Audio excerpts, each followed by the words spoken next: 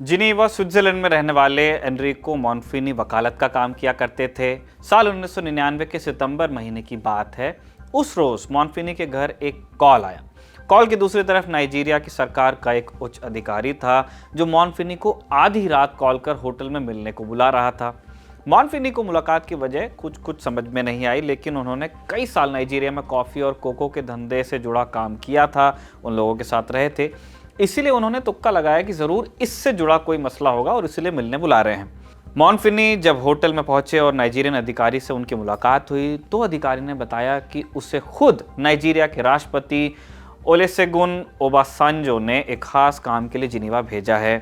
क्या था वो खास काम? एक खोए हुए खजाने का पता लगाना था जो असल में खजाना न होकर नाइजीरिया से लूटा गया माल था। कीमत थी लगभग 19,250 करोड़ रुपए। इस माल को लूटने वाला और कोई नहीं, नाइजीरिया का ही एक पूर्व राष्ट्राध्यक्ष था। अब सवाल ये कि इस सब का भारत से क्या लेना देना। दरअसल जिस शख्स के जरिए नाइजीरिया से लूटी गई रकम विदेश पहुंची थी वो एक भारतीय था। पैसों को स्विस बैंक समेत दुनिया भर के टैक्स हेवंस में छुपा कर रखा गया था और नाइजीरिया की सरकार चाहती थी कि कैसे भी करके ये पैसा वापस उसके देश लाया जाए। Brought to you by Kuku FM. Download the app now. नमस्कार, मेरा नाम है निखिल और आप देख रहे हैं तारीख, जिसमें हम सुनाते हैं उस तारीख से जुड़ी भारत की ऐतिहासिक कहानियां। आज 8 जून है और आज की तारीख का संबंध है एक लूट से। शुरुआत से पहले आपको बता दें कि इस एपिसोड के साझेदार हैं कुकू एफएम ऐप, जो लाए हैं ललन टॉप के दर्शकों के लिए एक खास ऑफर। कुकू एफएम ऐप का प्रीमियम सब्सक्रिप्शन अगर आप चाहते हैं और पहले 500 लोगों में से होते हैं तो आपको 50% का डिस्काउंट मिल सकता है। इसके लिए आपको इस्तेमाल करना है LT50 ये कोड। इस ऐप पर आपको जाने माने वर्ल्ड लीडर्स की जीवनियां मिल जाएंगी, ढेरों उपन्यास और कई दूसरी ऑडियो बुक्स भी मिल जाएंगी। याद रखिए, LT50 ये कोड सिर्फ पहले 500 सब्सक्रिप्शंस पर ही उपलब्ध होगा। बाकी जानकारी अगर आप चाहते हैं तो डिस्क्रिप्शन में दिया लिंक चेक कर सकते हैं। अब लौटते हैं किस्से पर। इस किस्से की शुरुआत होती है 1993 से। 12 जून 1993 को नाइजीरिया में इलेक्शन हुए और ये इलेक्शन सालों के मिलिट्री डिक्टेटरशिप से बाहर निकलने के लिए हुए थे। लेकिन इलेक्शन में इस कदर धांधली हुई कि इलेक्शन कमीशन ने रिजल्ट ही डिक्लेयर नहीं किया। अंततः एक अंतरिम सरकार बनाई गई। अर्नेस्ट शोनोकान राष्ट्रपति नियुक्त होते हैं। देश की माली हालत खराब थी। वर्ल्ड बैंक ने नाइजीरिया के 20 सबसे गरीब देशों की सूची में उसे डाल रखा था, वो भी तब जब नाइजीरिया में तेल के अकूत भंडार थे। आज भी जो सबसे बड़े रिजर्व्स हैं उनमें से एक नाइजीरिया के पास है, प्रूवन रिजर्व्स। तेल से सारे देश की इकॉनमी चलती थी, लेकिन भ्रष्टाचार ने गत खराब करके रखी थी नाइजीरिया की। देश की इकॉनमी को उठाने के लिए अंतरिम सरकार ने कुछ मुश्किल फैसले लिए। वर्ल्ड बैंक और IMF से लोन की बात हुई, लेकिन IMF की शर्त थी कि देश में लागू सब्सिडीज को वापस लिया जाए। इसके नतीजे में तेल के दाम रातों रात 700% बढ़ गए, 7 गुना, और इसके चलते देश भर में विरोध प्रदर्शनों का एक दौर फिर शुरू हो गया। देश में राजनीतिक अस्थिरता दिन ब दिन बढ़ती जा रही थी। ऐसे में एक शख्स ने सोचा कि परिस्थितियों का फायदा उठाकर क्यों ना सालों का पसरा अरमान पूरा कर लिया जाए। जनरल सनी अबाचा 1993 तक देश के रक्षा मंत्री रहे थे। उससे पहले वो चीफ ऑफ आर्मी स्टाफ सेना अध्यक्ष थे। नवंबर महीने में अबाचा ने तख्ता पलट करते हुए अंतरिम सरकार को बर्खास्त कर दिया और नाइजीरिया में मिलिट्री रूल की शुरुआत की गई। हालांकि ये शुरुआत नहीं, दशकों से चले आ रहे मिलिट्री रूल्स के सिलसिले में एक नई कड़ी भर थी। इससे पहले भी नाइजीरिया में 2 बार तख्ता पलट हो चुका था और इन दोनों में भी अबाचा का ही हाथ था। हालांकि तब अबाचा मिलिट्री हायरार्की में नीचे थे, इसलिए सत्ता उनके हाथ में नहीं आई थी। वो उस कबाल का हिस्सा थे जो तख्ता पलट के पीछे रहता था। लेकिन 1993 में अबाचा का मुकाबला करने वाला कोई बचा नहीं था। अबाचा ने सरकार को भंग कर एक कानून बना दिया, जिसके बाद अब सुप्रीम कोर्ट भी उसका कुछ नहीं बिगाड़ सकती थी। साथ में एक और कानून बना जिसके तहत किसी को भी बिना कारण 3 महीने जेल में डाला जा सकता था। इसके बाद अबाचा ने एक पर्सनल सिक्योरिटी फोर्स खड़ी की। 3000 लोगों को ट्रेनिंग के लिए नॉर्थ कोरिया भेजा, जिनके सहारे कुछ ही महीनों में उन्होंने नाइजीरिया पर एक छत्र राज स्थापित कर लिया। शुरुआत में मिलिट्री डिक्टेटरशिप के बहुत सारे फायदे देखे गए। अबाचा के दौर में नाइजीरिया का फॉरेन एक्सचेंज $494 मिलियन से बढ़कर $9.6 बिलियन हुआ। मुख्य शहरों में रोड और ब्रिज बनाने का काम तेजी से पूरा होने लगा।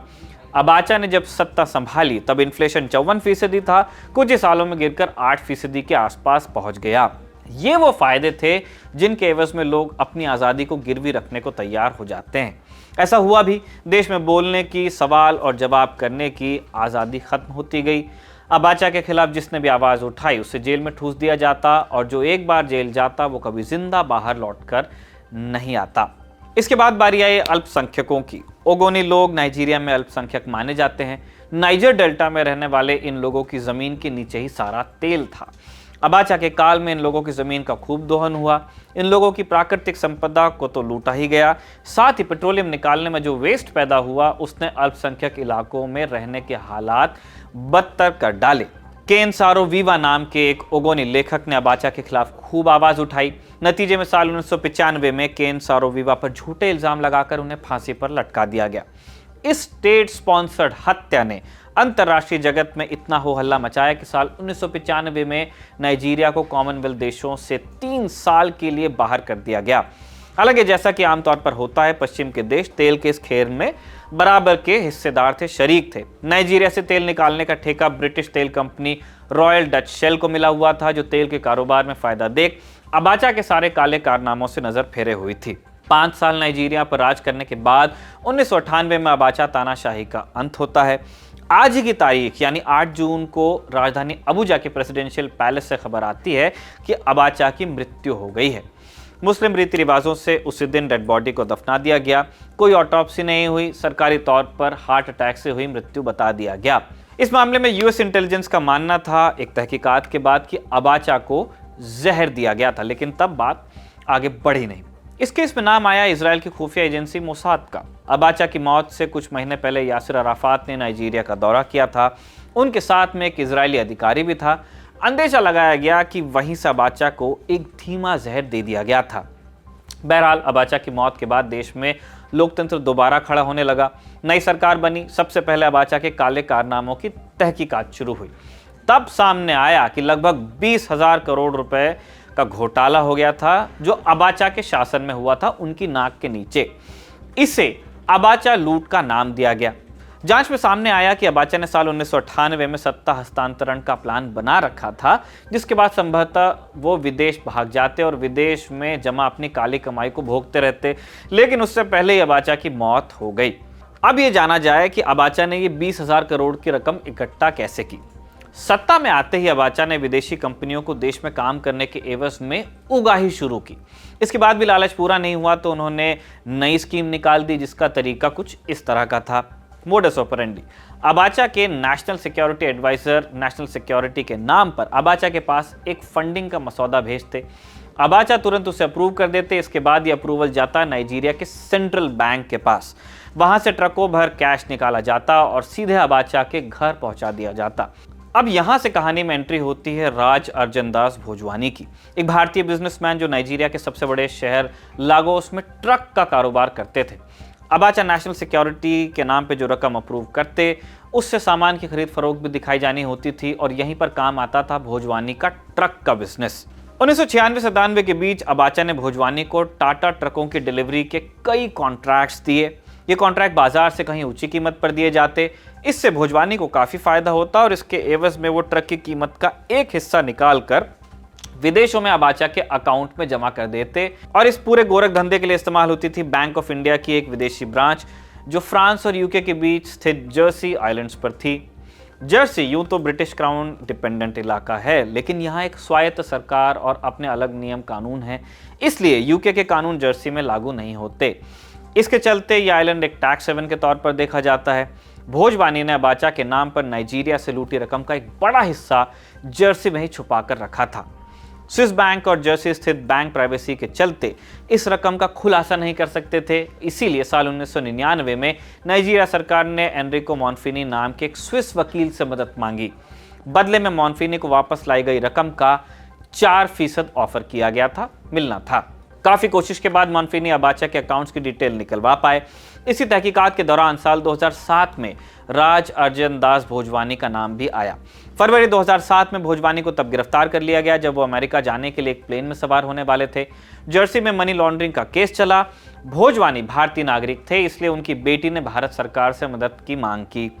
पूर्व कानून मंत्री जेठमलानी भी भोजवानी के समर्थन में तब आए थे, लेकिन सरकार के हाथ बंधे हुए थे। जर्सी का लीगल सिस्टम ब्रिटिश जुरिस्डिक्शन के अंदर आता नहीं था और जर्सी और भारत के बीच ऐसी कोई ट्रीटी भी नहीं थी कि भारत सरकार इस केस में वकील भेजती या कोई मदद कर पाती। साल 2010 में भोजवानी को इस मामले में 8 साल की सजा हुई, जिससे बाद में घटाकर 6 साल किया गया। जर्सी आइलैंड में जमा रकम भी नाइजीरिया को लौटा दी गई। इसके अलावा स्विस बैंक में जमा हजारों करोड़ की रकम भी नाइजीरिया को लौटा दी गई। इसका मतलब काला धन लौटता भी है। साल 2004 में जारी हुई एक लिस्ट के अनुसार देश लूटकर अपना खजाना भरने वालों की सूची में अबाचा परिवार का नाम चौथे स्थान पर था। नाइजीरिया सरकार मानती है कि अभी भी हजारों करोड़ की रकम अबाचा के नाम पर विदेशी बैंक्स में जमा है और नाइजीरिया आज भी दुनिया के सबसे गरीब देशों में से एक बना हुआ है। अपने ही देशों को लूटकर अपना खजाना भरने वाले ऐसे और तानाशाहों की कहानियां आप पढ़ना चाहते हैं, उनका काम करने का तरीका समझना चाहते हैं, तो आप dictator land the men who stole Africa नाम की एक किताब पढ़ सकते हैं। इसे लिखा है बाफ्टा विनिंग पत्रकार पॉल केन्योन ने। इस किताब में आपको कहानी मिलेगी एक ऐसे डिक्टेटर की जिसने अपने ही देश को लूटकर जंगल के बीचों बीच 35 मंजिला महल बनवाया था। साथ ही कहानी अफ्रीका के एक तानाशाह की भी है जो विदेशी औरतों को अपने हरम में रखा करता था और देश को एक माफिया फैमिली की तरह चलाता था। इसके अलावा किताब में और भी कई किस्से हैं जहां बताया गया है कि कैसे पश्चिम के बैंकर्स ने इस देशों की लूट खसूट में साथ दिया और पेरिस और ज्यूरिक में अपने खजाने भरे। आज के लिए इतना ही। तारीख के अगले एपिसोड में आपसे मुलाकात होगी। आज के एपिसोड को लिखा है हमारे साथी कमल ने और कैमरे पर रिकॉर्ड किया है हमारे दोस्त जतिन ने। देखते रहिए दी लंदन टॉक।